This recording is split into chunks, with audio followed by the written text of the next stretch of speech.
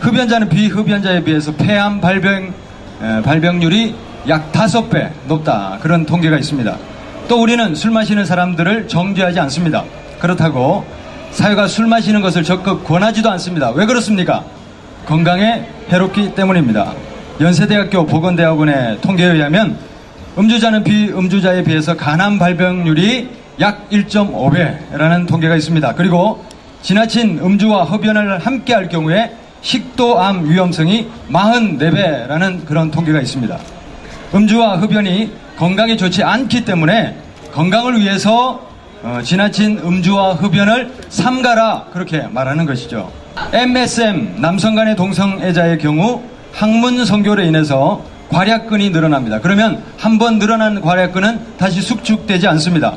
그래서 항문이 늘어나서 배변을 흘리고 다니는 현상을 변실금이라고 하죠. 변실금으로 인해서 하루에도 10수번씩 화장실을 오가야 되고 또 기저귀를 차고 다녀야 하기도 합니다. 항문 성교는 변과 정액 그리고 피가 엉키면서 쉽게 세균에 노출되고 또 성병으로 이어지고 피 대 피로 감염되는 HIV에도 무방비로 노출되어서 에이즈에 걸릴 확률이 매우 높아지게 됩니다. 동성애자의 경우 이성애자에 비해서 에이즈에 걸릴 확률이 적게는 200배, 많게는 750배에 달한다는 연구 결과가 있습니다. 2013년 우리나라의 에이즈 감염자는 이제 누계 1만 명을 넘어섰습니다. 그래서 공식적으로 에이즈 확산 위험 국가로 우리가 지정이 됐습니다. 그런데 국내 에이즈 감염자의 성비를 보면 남성의 경우 신규 에이즈 감염자의 비율이 92%고 여성은 8%입니다. 신규 에이즈 감염자 중에서 동성애자의 비율을 보면 캐나다에서는 75%, 미국은 70%, 청소년의 경우에는 95%, 그리고 프랑스에는 65%, 필리핀 82%, 일본 70% 등 신규 에이즈 주 감염 원인이 동성애임을 밝혀주고 있습니다. 그런데 에이즈 감염이 확인되면 이제 억제제를 투입하는데 그 억제제 한 달 약값이 약 300만 원에 이릅니다.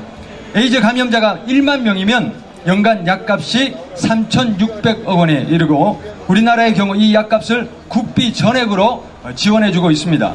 만일 동성애자와 에이즈 감염자의 비율이 지금 우리 한국의 10배 수준인 영국처럼 늘어날 경우에는 억제제 비용이 연간 무려 3조 6천억 원이 들게 되는 것입니다.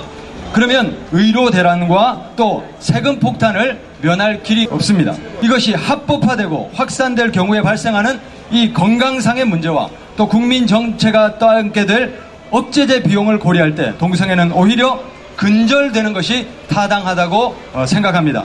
우리나라의 공교육이 이런 사실을 입증해주고 있습니다.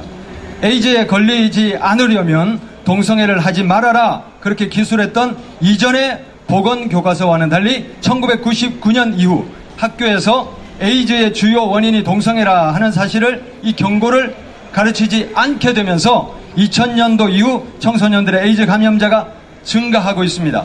그리고 청소년 신규 에이즈 감염자는 2006년에 13명을 시작으로 해서 매년 증가하고 있으며 2013년까지 214명으로 증가했습니다. 현재는 청소년을 포함한 신규 에이즈 감염자의 수가 해마다 1,000명꼴로 늘어난 상태지요.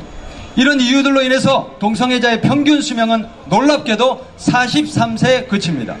밥 마샬 폴리티팩트 사이트에서 그리고 베네트는 더 트루스에서 동성애자들의 평균 수명은 43세다 이렇게 명확하게 밝혀주고 있습니다. 이상의 경우를 통해서 동성애는 흡연이나 음주와는 비교할 수 없을 정도로 건강에 치명적인 악영향을 미친다는 사실을 알 수 있습니다.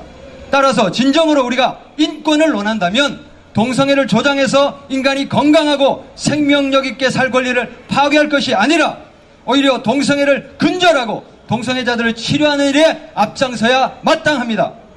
1993년 해머가 XQ28이라는 유전자가 동성애 유전자다 그렇게 발표하면서 동성애는 선천적이다 그런 주장이 나왔습니다.